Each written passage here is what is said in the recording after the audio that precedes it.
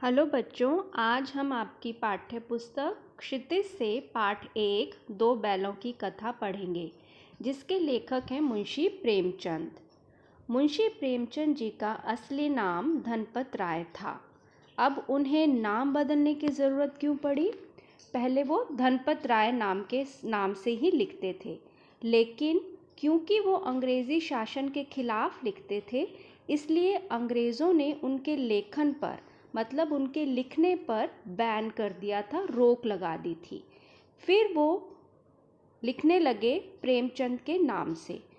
तो लिखते वो अब भी अंग्रेज़ों के खिलाफ थे, उनकी नीतियों के खिलाफ थे, उनके शासन के खिलाफ थे, लेकिन प्रत्यक्ष रूप से न लिखकर परोक्ष रूप से लिखते थे।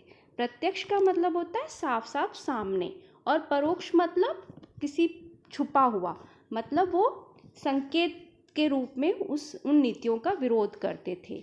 इसीलिए इसमें उन्होंने दो बैलों के माध्यम से बताया है कि स्वतंत्रता आसानी से नहीं मिलती, उसके लिए संघर्ष करना पड़ता है। और इस कहानी को लिखने के लिए उन्होंने पंचतंत्र और हितोपदेश शैली का प्रयोग किया है। इसका क्या मतलब है कि उन्होंने जानवरों को बोलते हुए दिखाया है, जैसे पंचतंत्र की कहानियों में होता है, हितोपदेश में होता है। जानवरों में गधा सबसे ज़्यादा बुद्धिहीन समझा जाता है। बुद्धिहीन मतलब जिसमें बिल्कुल भी दिमाग नहीं है। हम जब भी किसी आदमी को पहले दर्जे का बेवकूफ़ कहना चाहते हैं तो उसे गधा कहते हैं। अगर हमें बताना है कि वो सबसे ज़्यादा बेवकूफ़ है तो हम क्या कहते हैं? गधे कहीं के। गधा सचमुच बेवकूफ़ है या उसके सीधेपन, उसकी निरापद सहिष्णुता ने उसे यह पदवी दे दी है, इसका निश्चय नहीं किया जा सकता। अब लेखक क्या कह रहे हैं कि गधा वाकई बेवकूफ़ है या उसकी निरापद सहिष्णुता, निरापद मतलब जो किसी को नुकसान ना पहुंचाए, ऐसी सहनशीलता ने उसको ये पदवी या स्थान दिया है, इसके बारे में हम नहीं कह सकते कि उसको बेवकूफ़ क्यों कहा जाता है। गायें सींग मारती हैं, ब्याई हुई गायें तो अनायास ही सिंघनी का रूप धारण कर लेती हैं। अब गाय को हम सीधा कहते हैं कि ये तो अल्लाह की गाय है, इसका क्या मतलब है? सीधी है, लेकिन फिर भी वो भी कभी कभी सींग मारती है। और ब्याई हुई गाय का मतलब है जिसकी अभी अभी बछड़ा हुआ है, अगर उसको हम छेड़ते हैं तो उसके बछड़े को हम हाथ लगाते हैं तो एकदम से शेरनी बन जाती है। कुत्ता भी बहुत गरीब जानवर है, लेकिन कभी कभी उसे भी क्रोध आ ही जाता है। अब लेखक बता रहे हैं कि ये सारे जानवर हैं, लेकिन इन्हें सबको गुस्सा आता है, किंतु गधे को कभी क्रोध करते नहीं सुना न देखा। जितना चाहो गरीब को मारो, चाहे जैसी खराब सड़ी हुई घास सामने डाल दो, उसके चेहरे पर कभी असंतोष की छाया भी न दिखाई देगी। उसके साथ कैसा भी व्यवहार करो, वो कभी भी असंतोष प्रकट नहीं करता। वैशाख का महीना कौन सा होता है? अप्रैल मई का। वैशाख में चाहे एक आध बार कुलेल कर लेता हो, कुलेल मतलब एक तरह से मस्ती कर लेता हो, पर हमने तो कभी उसे खुश होते नहीं देखा। उसके चेहरे पर एक विषाद स्थायी रूप से छाया रहता है। लेखक क्या कह रहे हैं कि उस गधे के चेहरे पर हमेशा एक दुख की छाया सी स्थायी रूप से, मतलब हमेशा दिखाई देती है। सुख दुख हानि लाभ किसी भी दशा में उसे बदलते नहीं देखा। मतलब चाहे सुख हो, सुखी हो, चाहे दुख हो, चाहे उसको कोई हानि हो, लाभ हो, वो कभी भी अपने एक्सप्रेशन को नहीं बदलता। वो हमेशा उसकी एक विषाद जो है, दुख स्थायी रूप से उसके चेहरे पर दिखाई देता है। ऋषि मुनियों के जितने गुण हैं वे सभी उसमें पराकाष्ठा को पहुंच गए हैं। अब ये सारे गुण किसके हैं कि सुख दुख में एक समान रहना, हानि लाभ हो तो भी एक समान रहना, मतलब समभाव रहना, समान भाव रहना, चाहे दुख आ जाए चाहे सुख आ जाए। ये सारे गुण किसके होते हैं? ऋषि मुनियों के। मतलब वो उसको पराकाष्ठा को पहुंचे हुए। पराकाष्ठा मतलब पीक पॉइंट, एकदम सबसे ऊंचा, ठीक है, उतने वो गुण हैं उसके अंदर सारे, पर आदमी उसे क्या कहता है? बेवकूफ़। सद्गुणों का इतना अनादर कभी नहीं देखा। लेखक कह रहे हैं कि उसमें इतने सारे सद्गुण हैं, लेकिन फिर भी हम उसका आदर नहीं करते, उसका हम क्या करते हैं? अनादर करते हैं। कदाचित सीधापन संसार के लिए उपयुक्त नहीं है। लेखक कह रहे हैं कि शायद सीधे होना संसार के लिए ठीक नहीं है। देखिए ना, भारतवासियों की अफ्रीका में क्या दुर्दशा हो रही है। क्यों अमेरिका उन्हें घुसने नहीं दिया देता। बेचारे शराब नहीं पीते, 4 पैसे कुछ समय के लिए बचा कर रखते हैं, जी तोड़कर काम करते हैं, किसी से लड़ाई झगड़ा नहीं करते, 4 बातें सुनकर गम खा जाते हैं, फिर भी बदनाम हैं। अब यहाँ पर सीधेपन की तुलना में वो किसको ले रहे हैं? भारतवासियों को, कि वो सीधे हैं, इसी वजह से उनकी अफ्रीका में दुर्दशा हो रही है। गांधी जी अफ्रीका गए थे तो उन्हें फर्स्ट क्लास में ट्रेन में से उतार दिया गया था। अमेरिका में भारतीयों को घुसने की इजाज़त नहीं थी। अब उनमें इतने सारे गुण हैं, वे शराब नहीं पीते, लड़ाई झगड़ा नहीं करते, कोई सामने से बोले तो वो चुप रह जाते हैं। फिर भी उनके लिए अंग्रेज़ों द्वारा कहा जाता था कि वे जीवन के आदर्श को नीचा करते हैं। आदर्श को नीचा करते हैं मतलब वो आइडियल नहीं है। अगर वे भी ईंट का जवाब पत्थर से देखना सीख जाते तो शायद सभ्य कहलाते। अब लेखक कह रहे हैं कि अगर वो भी करारा जवाब देना सीख जाते, अंग्रेज़ों को पलटकर जवाब दे देते, उनकी नीतियों को मानने से इनकार कर देते, तो शायद वो भी दुनिया में सभ्य कहलाने लगते। जापान की मिसाल सामने है। एक ही विजय ने उसे संसार की सभ्य जातियों में गण्य बना दिया। ये उस युद्ध की बात हो रही है, विश्व युद्ध की, जब जापान ने अमेरिका के पर्ल हार्बर पर, जो कि एक सैनिक अड्डा था, उस पर बम बरसाए थे। तो छोटा देश होते हुए भी उसने इतनी हिम्मत दिखाई, उसने जवाब दिया, तो इस वजह से जापान सभ्य जातियों में उसकी गिनती होने लगी। एक ही विजय ने उसे संसार की सभ्य जातियों में गण्य बना दिया से क्या मतलब है कि जापान की एक जीत ने उसको जितनी भी सभ्यता जहाँ भी विकसित है, जो सिविलाइज्ड हैं, ऐसी जातियों में उसे गण्य मतलब गिनती में उसको ला दिया। लेकिन गधे का एक छोटा भाई और भी है जो उससे कम ही गधा है, और वह है बैल। जिस अर्थ में हम गधे का प्रयोग करते हैं, कुछ उसी से मिलते जुलते अर्थ में बछिया के ताऊ का भी प्रयोग करते हैं। गधे का मतलब हम लेते हैं मूर्ख से, बेवकूफ़ से, तो बछिया के ताऊ का भी तकरीबन वही अर्थ निकलता है। कुछ लोग बैल को शायद बेवकूफ़ों में सर्वश्रेष्ठ कहेंगे, मगर हमारा विचार ऐसा नहीं है। लेखक कहता है कि बैल जो है, कुछ लोग मानते हैं कि बेवकूफ़ों में यानी सबसे ज़्यादा बेवकूफ़ कौन है? बैल है। लेकिन लेखक कहते हैं कि नहीं, ऐसा नहीं है, क्योंकि बैल कभी कभी मारता भी है और कभी कभी अड़ियल बैल भी देखने में आता है। अड़ियल मतलब जो अड़ जाता है, और भी कई रीतियों से अपना असंतोष प्रकट कर देता है। कौन प्रकट कर देता है? बैल। अतएव उसका स्थान गधे से नीचे है। अब लेखक ने उसका स्थान गधे से नीचे क्यों बताया बैल का? क्योंकि वो कभी कभी मार देता है सींग, और कभी कभी वो अड़ जाता है। झूरी काछी के दोनों बैलों के नाम थे हीरा और मोती। अब झूरी काछी कौन है? वो इस कहानी का एक पात्र है जो एक किसान है। उसके 2 बैल हैं, जिसमें एक का नाम है हीरा और दूसरे का नाम है मोती। दोनों पछाई जाति के थे। अब इन बैलों की जाति क्या थी? पछाई। देखने में सुंदर, काम में चौकस, डील में ऊंचे। अब उनका डील डॉल बता रहे हैं लेखक कि वो देखने में सुंदर थे, काम में वो चौकन्ने रहते थे, और जो उनका डील डॉल था वो ऊंचे तगड़े थे। बहुत दिनों तक साथ रहते रहते दोनों में भाईचारा हो गया था। दोनों आमने सामने या आसपास बैठे हुए एक दूसरे से मूक भाषा में विचार विनिमय करते थे।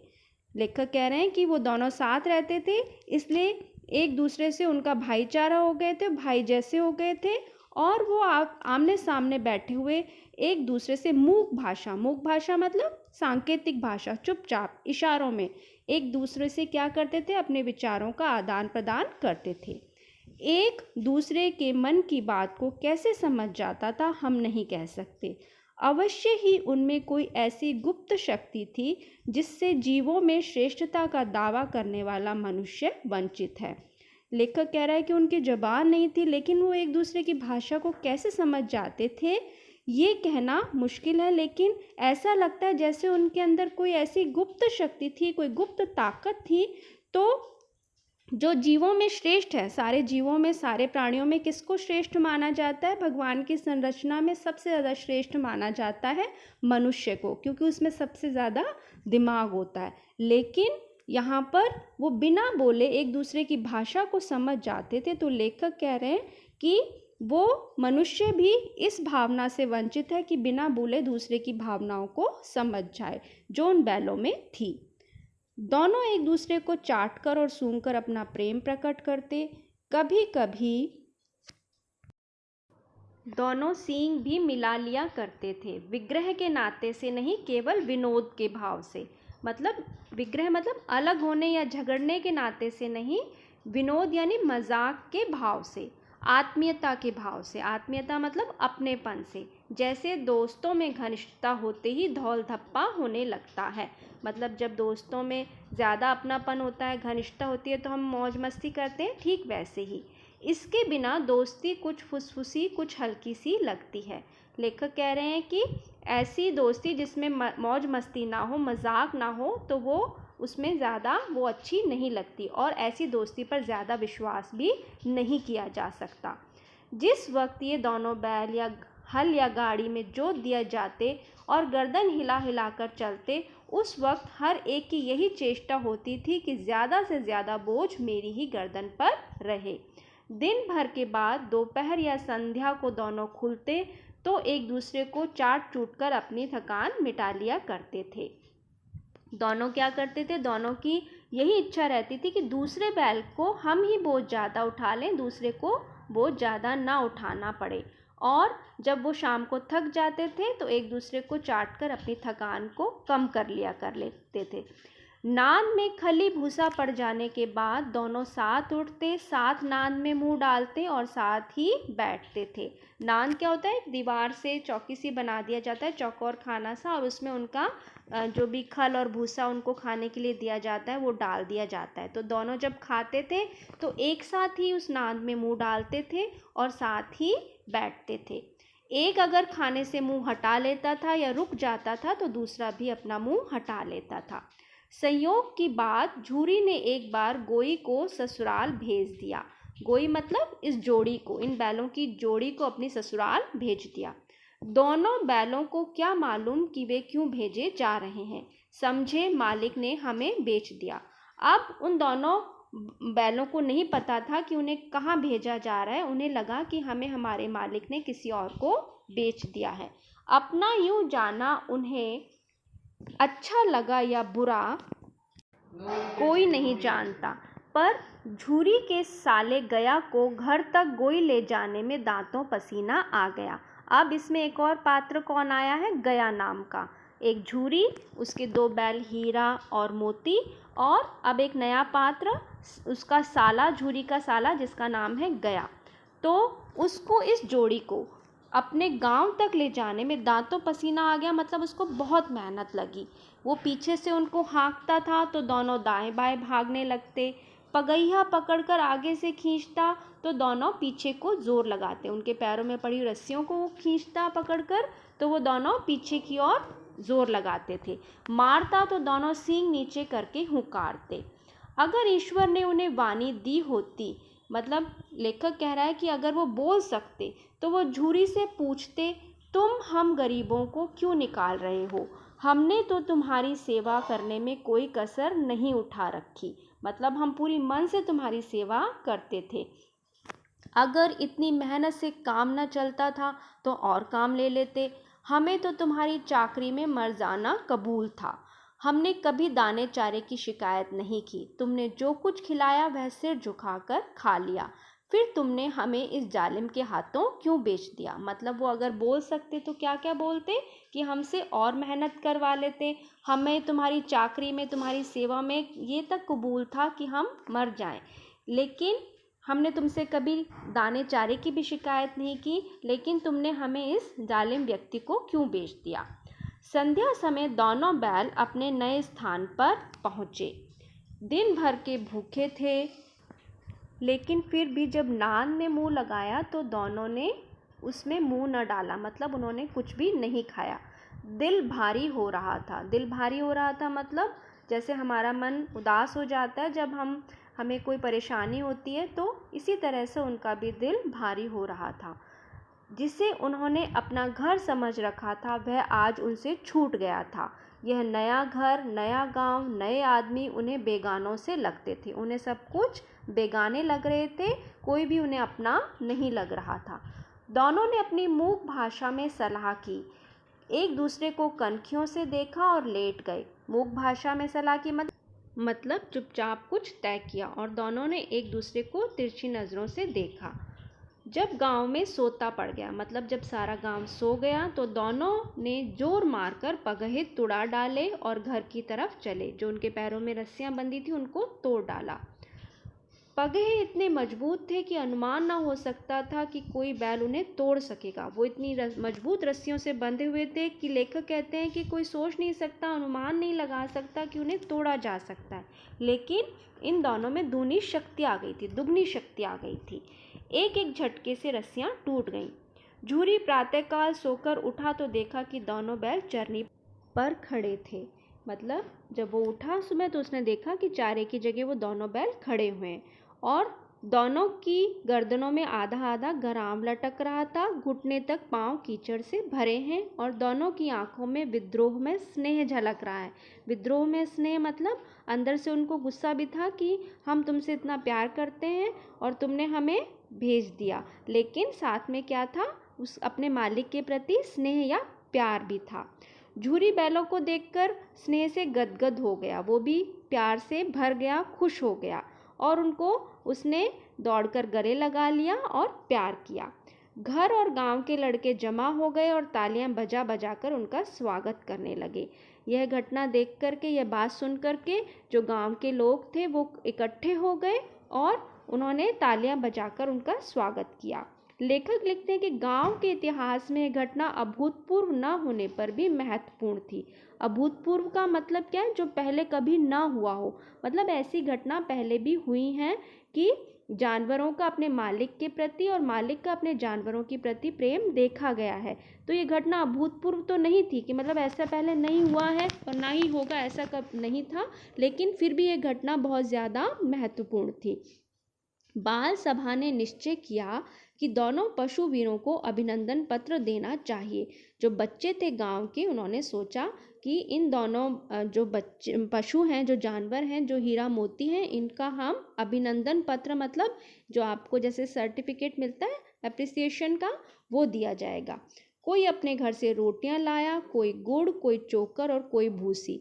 तो वो उनको अभिनंदन पत्र के रूप में उन्होंने उनको क्या दिया, उनको कोई घर से रोटियां लेकर आ गया, कोई गुड़ लेकर आ गया, कोई चोकर, मतलब जो आटे का छना हुआ बस्ता है उसी को हम चोकर और भूसी बोलते हैं, ठीक है। तो वो उनको खाने के लिए लेकर के आ गए। अब बच्चों ने उन बैलों की तारीफ करनी शुरू की कि एक बालक बोला कि ऐसे बैल किसी के पास नहीं होंगे। दूसरे ने कहा कि ये तो बैल नहीं है, पिछले जन्म के क्या हैं, आदमी हैं। और इसका प्रतिवाद करने का किसी का साहस ना हुआ। प्रतिवाद मतलब इस बात का विरोध करने का किसी का भी साहस नहीं हुआ। झूरी की स्त्री ने दोनों बैलों को द्वार पर देखा तो जल उठी। अब झूरी की जो स्त्री थी वो गया की क्या थी, बहन थी, और उसने जब हीरा मोती को अपने घर वापस आए हुए देखा तो उसको बड़ा गुस्सा आया। बोली, कैसे नमक हराम बैल हैं, एक दिन वहाँ काम न किया, भाग खड़े हुए। नमक हराम मतलब जिसका हम अन्न खा रहे हैं उसी के साथ हम धोखा करें। तो उसने कहा कि ये नमक हराम है और इन्होंने वहाँ पर कुछ भी काम नहीं किया और वहाँ से भाग आए क्योंकि ये कामचोर हैं। झूरी अपने बैलों पर यह आक्षेप न सुन सका। नमक हराम क्यों है, चारा दाना न दिया होगा तो क्या करते। अब झूरी को ये बात, अपनी पत्नी की बात अच्छी नहीं लगी, आरोप अच्छा नहीं लगा। उसने कहा कि गया ने उनको चारा और दाना खाने के लिए नहीं दिया होगा, इसलिए ये वापस आ गए। स्त्री ने रौब के साथ कहा, बस तुम ही तो बैलों को खिलाना जानते हो, और तो सभी पानी पिला पिला कर रखते हैं। झूरी ने चिढ़ाया, चारा मिलता तो क्यों भागते। स्त्री चिढ़ी, भागे इसलिए कि वे लोग तुम जैसे बुद्धुओं की तरह बैलों को सहलाते नहीं, खिलाते हैं तो रगड़कर जोतते भी हैं। अब झूरी की पत्नी को अच्छा नहीं लगा। वो बोली कि वो इसलिए वहाँ से भागे हैं क्योंकि वो सिर्फ अपने पशुओं को प्यार नहीं करते, वो अगर उन्हें कुछ खाने को दे रहे हैं तो उनसे जी भरकर काम भी लेते हैं। और ये दोनों कामचोर हैं, इसलिए ये वहाँ से भाग आए हैं। अब देखो कहाँ से खली और चोकर मिलता है, सूखे भूसे के सिवा कुछ न दूंगी, चाहे खाएं चाहे मरें।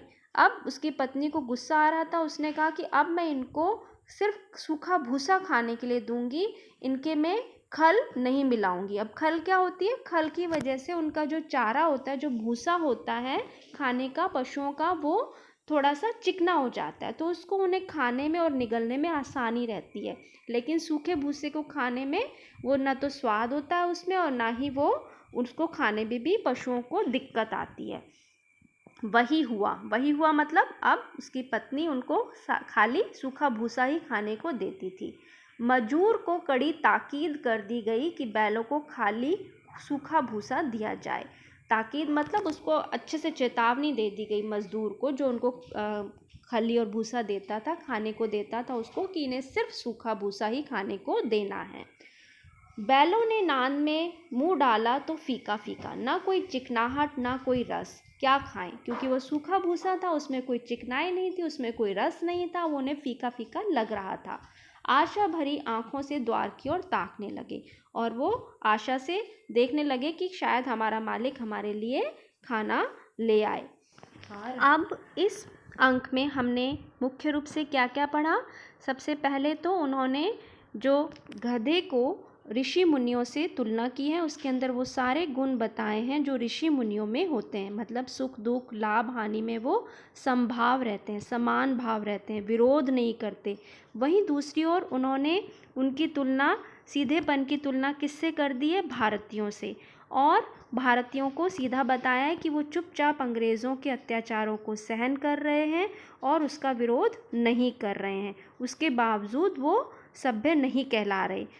इसके साथ ही लेखक जापान की मिसाल देकर के भारतीयों के अंदर आक्रोश या विद्रोह की भावना पैदा करना चाहते हैं, ताकि वो स्वतंत्रता के लिए संघर्ष कर सकें। दूसरी जगह पर जब झूरी अपने बैलों को गया के पास भेज देता है, तो वो वहाँ से आज़ाद होने के लिए क्या करते हैं? पूरी कोशिश से अपने पगहे तुड़ा लेते हैं, जो रस्सियाँ होती हैं मजबूत, उनको तुड़ा करके वापस अपनी जगह पर लौट आते हैं। तो यहाँ भी वो एक तरह से हमें संघर्ष करने का संदेश दे रहे हैं। इसके साथ ही उन्होंने बैलों का आपस में प्रेम, भाईचारा और घनिष्ठता भी प्रकट की है, और ये भी बताया है कि दोनों मिलकर के उस संघर्ष को करते हैं, जो मुसीबत का सामना दोनों मिलकर के करते हैं। तो वो एक तरह से भारतीयों को एकजुट होने का भी संदेश दे रहे हैं। पहले अंक में मुझे लगता है आपको सब समझ में आ गया होगा। अगला अंक हम अगले वीडियो में देखेंगे।